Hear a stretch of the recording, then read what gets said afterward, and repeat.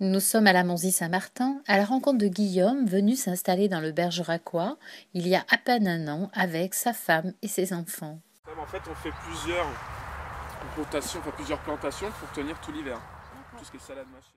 Bonjour Guillaume, fraîchement installé en Dordogne, vous venez d'où? D'Aix-en-Provence. Alors, c'est une nouvelle activité pour vous, le maraîchage bio. Expliquez-nous un petit peu votre parcours. Alors effectivement, c'est une reconversion professionnelle. Auparavant, je travaillais donc à l'administration d'un hôpital à Aix-en-Provence.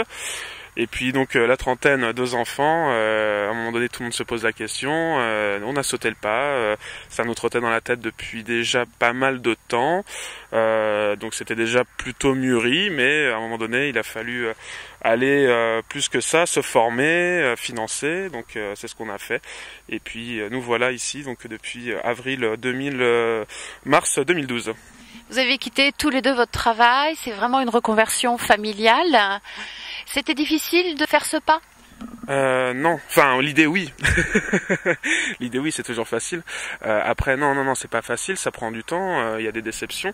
Il y a heureusement une satisfaction au final, enfin même si une fois qu'on a mis le pied, le deuxième, c'est-à-dire vraiment commencer à vivre de son activité, c'est le deuxième pied pour moi dans le défi, mais le premier pied, c'est déjà assez difficile de trouver son exploitation, ce qu'on souhaite par rapport à notre projet, parce que moi c'était du maraîchage, mais on peut faire de l'élevage ou d'autres choses.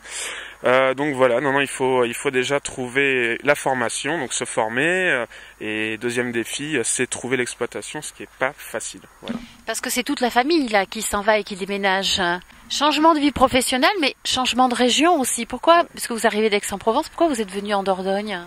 Eh ben, je crois que c'est plutôt propice à la vie, puisqu'on est dans une zone périurbaine, dans le Bergeracois, et donc il y a tout pour une famille, il y a toutes les commodités, tous les services de proximité qu'on souhaite. On est très content d'imaginer éduquer et élever nos enfants dans ces conditions-là.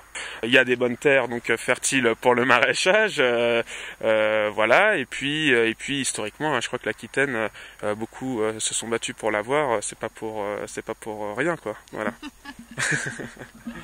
Quel accueil vous ont fait les agriculteurs ici? Très bien, tout le monde plutôt très sympa. J'imagine avec quelques interrogations par rapport à la reconversion et à la venue de quelqu'un d'extérieur, mais plutôt sympa. Dès qu'il y a besoin d'un coup de main, les voisins sont là, les agriculteurs sont là, et puis sur le marché, la clientèle est plutôt bienveillante, accueillante, donc c'est plutôt agréable. Ouais. Vous vous êtes investi en dehors de la propriété, c'est-à-dire syndicalement? Pas encore, pour l'instant, j'ai envie de dire 200% de la concentration était sur l'exploitation. On est plusieurs installés ou jeunes installés en maraîchage particulièrement, mais aussi sur d'autres activités agricoles. Et donc on monte une association qui s'appelle Biopourpre, qui a pour vocation donc de regrouper des producteurs qui fourniraient des produits locaux et bio à la restauration collective. Donc n'importe quel restaurant scolaire, que ça soit dans une école ou cuisine centrale, pourrait donc commander dans notre catalogue qui est assez polyvalent, des légumes, de la viande, lait, œufs et compagnie. Donc qui pourrait commander nos produits au sein de Biopourpre. D'accord, vous avez un site internet?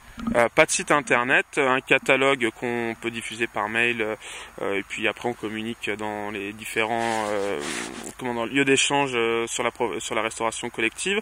John Bost est le premier client, la fondation John Bost, voilà, donc il y a déjà pas mal de commandes engagées.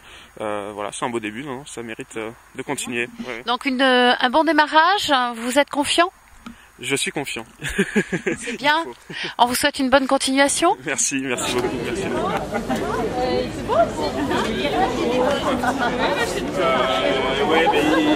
Dans le tri.